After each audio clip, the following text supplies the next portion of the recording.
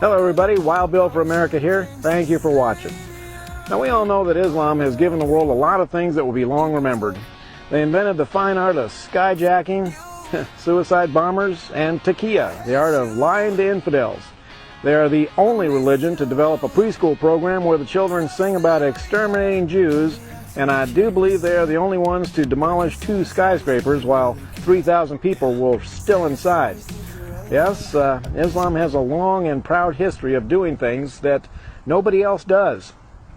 But by far the most creative invention of Islam is the Palestinian, a person who has never been seen before in the modern world, who supposedly lived in a nation that never existed. The Palestinian was invented shortly after the nation of Israel sprang into existence as the new name for the traditional home of the Jewish people. Now, prior to the invention of the Palestinian, the Arab nations had been lusting for the land of the Jews because the hard-working Jewish people had transformed that dry, parched desert land into a well-irrigated and beautiful oasis, and the Arabs decided they wanted it. So in the traditional Muslim style, they sent in massive armies to massacre the Jews and steal their land.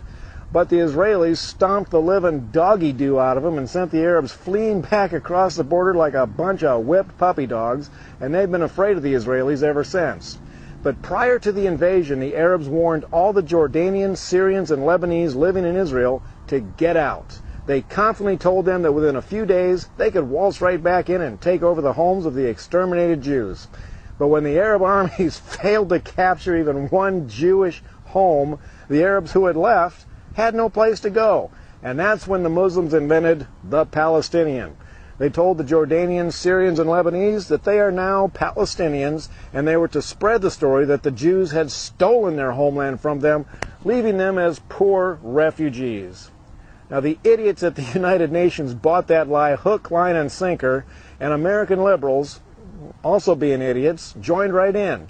And the Palestinian came into existence for the express purpose of causing trouble for Israel.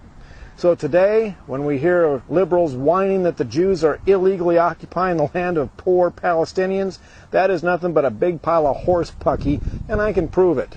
The next time you talk to one of these supporters of the poor Palestinians, ask them a few questions.